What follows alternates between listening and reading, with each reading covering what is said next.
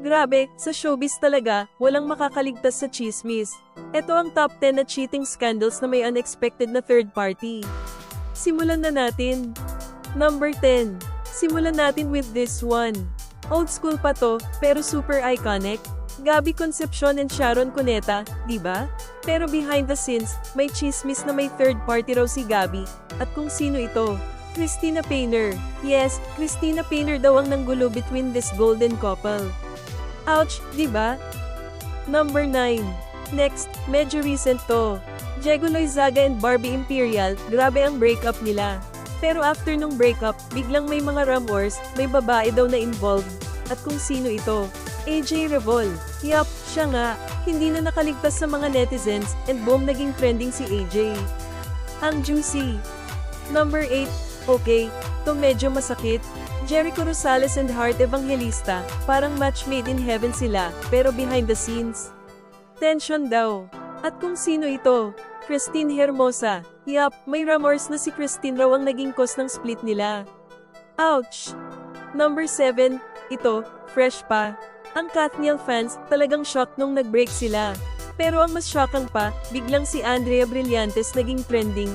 At kung sino ito? Andrea Brillantes. Sobrang shocked ang mga fans kasi akala nila sila pa forever. Tapos biglang si Andrea, wild. Number 6, si girl, tahimik lang, pero si guy, action star. Tapos bigla na lang lumabas ang mga chismis. Si Sunshine Cruz and Cesar Montano, may anak, pero may nangyaring hindi inaasahan. At kung sino ito? Assistant daw ni Cesar. Yes, you heard that right. Na-scrambled ang utak ni Sunshine after ng lahat ng nangyari. Number 5. Next, sobrang daming heartbroken sa nangyaring to.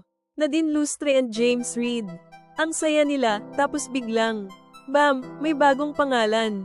At kung sino ito? Isa Pressman. Grabe, ang mga netizens. Before the breakup, si Nadine pa mismo ang nagdepensa kay Isa, pero yun nga, bigla na lang si James and Isa na. Kaka-shock. Number 4. Okay. Now this one's intense. Carlo Aquino and Trina Kendaza, may baby pa sila together. Pero lumabas na lang na may third party na involved. At kung sino ito? Charlie Dizon. Yep, si Charlie Dizon.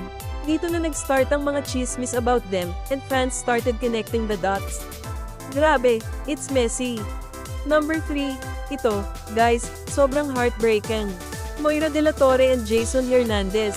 They were perfect together until Jason admitted to an emotional affair. At kung sino ito? Walang pangalan na inamin, but Jason admitted to emotional cheating. Kung emotional cheating lang, masakit pa rin, right? Kasi betrayal pa rin yan. Ouch! Number 2, ang gulo ng #2. Aljur Abrenica and Kylie Padilla, then si AJ Revol. Grabe, ang gulo. Sobrang daming posts ni Kylie, pinakita niya yung hurt niya. At kung sino ito? AJ Revol. Aljur moved on quickly, and AJ became the next girl in the story. Ang sakit ng feeling, pero Kylie? Classy, hindi na nag-engage masyado. Still, hindi yun madali.